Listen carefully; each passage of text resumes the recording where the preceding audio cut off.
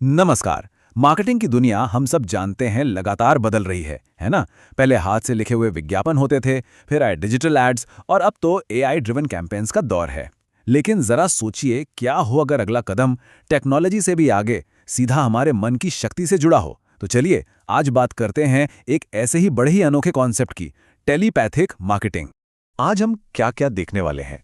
सबसे पहले मार्केटिंग के इस पूरे सफर को समझेंगे, फिर जानेंगे कि ये टेलीपैथिक मार्केटिंग का आइडिया आखिर है क्या, ये हमारे अवचेतन मन यानी सबकॉन्शियस माइंड से कैसे जुड़ता है, इसके नैतिक नियम क्या हैं, इसका प्रैक्टिकल इस्तेमाल क्या बताया जाता है और आखिर में इसे सीखने का तरीका क्या है।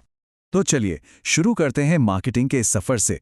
ये समझना बहुत जरूरी है कि हम पारंपरिक तरीकों से इस नए और अनोखे विचार तक पहुंचे कैसे और ये मार्केटिंग की पूरी कहानी में फिट कहाँ होता है।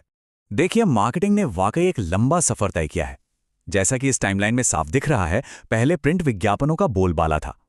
आज हम डिजिटल और सोशल मीडिया के युग में जी रहे हैं, और जो सबसे लेटेस्ट है वो है एआई, जो हमारे इंटरेस्ट के हिसाब से एड्स दिखाती है। पर अब यहां एक सवाल खड़ा होता है, क्या भविष्य, जैसे ये स्लाइड इशारा कर रही है, टेलीपैथिक मार्केटिंग का है, जहां मैसेज सीधे मन तक पहुंचेगा? तो ठीक है, ये टेलीपैथिक मार्केटिंग आखिर है क्या? चलिए इस शब्द के पीछे के विचार को थोड़ा और गहराई से समझते हैं, जो कि सिर्फ शब्दों और क्लिक से कहीं आगे की बात करता है। इस कॉन्सेप्ट को समझने के लिए एक बहुत ही आम अनुभव के बारे में सोचते हैं। क्या कभी ऐसा हुआ है कि किसी के बारे में सोचा ही हो और अचानक उसी का फोन या मैसेज आ जाए? इस सिद्धांत को जो लोग मानते हैं उनके हिसाब से ये सिर्फ एक इत्तेफाक नहीं है। इसी चीज को टेलीपैथी कहते हैं। मतलब एक मन से दूसरे मन तक बिना किसी फिजिकल मीडियम के कोई मैसेज पहुंचाने की ताकत। ये आइडिया बताता है कि ये एक आम इंसानी अनुभव है जिस पर हम ज्यादातर ध्यान ही नहीं देते। और जब इसी तकनीक का इस्तेमाल किसी प्रोडक्ट या सर्विस की वैल्यू को सीधे सीधे पोटेंशियल बायर्स के सबकॉन्शियस माइंड तक पहुंचाने के लिए किया जाता है, तो उसे टेलीपैथिक मार्केटिंग कहते हैं। मतलब विचारों की शक्ति से मार्केटिंग करने का एक तरीका। अब सवाल ये उठता है कि भाई ये काम करता कैसे है? इसका जवाब हमारे मन की गहराइयों में ही छिपा है, जिसे इस थ्योरी में मन का एक यूनिवर्सल नेटवर्क कहा गया है। देखिए, हमारे मन के दो हिस्से होते हैं। एक है हमारा चेतन मन या शाऊर, जो लॉजिक और एनालिसिस करता है, और दूसरा है अवचेतन मन या लाशाऊर, जिसमें कहते हैं कि बहुत ज्यादा शक्ति होती है।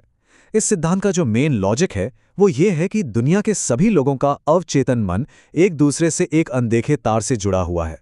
इस पूरी तकनीक का जो मूल आधार है वो यही विश्वास है। ये माना जाता है कि सारे सबकॉन्शियस माइंड एक आध्यात्मिक या कह लें वर्चुअल दुनिया में आपस में जुड़े हुए हैं, और बस इसी कनेक्शन के जरिए मार्केटिंग के मैसेज एक मन से दूसरे मन तक भेजना थ्योरेटिकली मुमकिन हो जाता है। अब जाहिर सी बात है, मन से मन के इस कम्युनिकेशन को लेकर कई नैतिक सवाल भी उठते हैं। इसीलिए इस तकनीक को सपोर्ट करने वालों ने इसके इस्तेमाल के लिए कुछ बहुत ही सख्त नियम भी बनाए हैं। इसके 3 मेन सिद्धांत हैं। पहला, जो भी प्रोडक्ट या सर्विस है वो अच्छी क्वालिटी का और सच में काम का होना चाहिए। बेकार चीजें नहीं बेची जा सकती। दूसरा, ये एक विन विन सिचुएशन होनी ही चाहिए जिसमें ग्राहक और बेचने वाले दोनों का फायदा हो। और तीसरा, इसमें धोखे की कोई गुंजाइश नहीं है, क्योंकि ये माना जाता है कि अवचेतन मन वो सच जानता है। तो आप थ्योरी से थोड़ा हटकर इसके प्रैक्टिकल इस्तेमाल और जो इसके नतीजे बताए जाते हैं उन पर एक नज़र डालते हैं।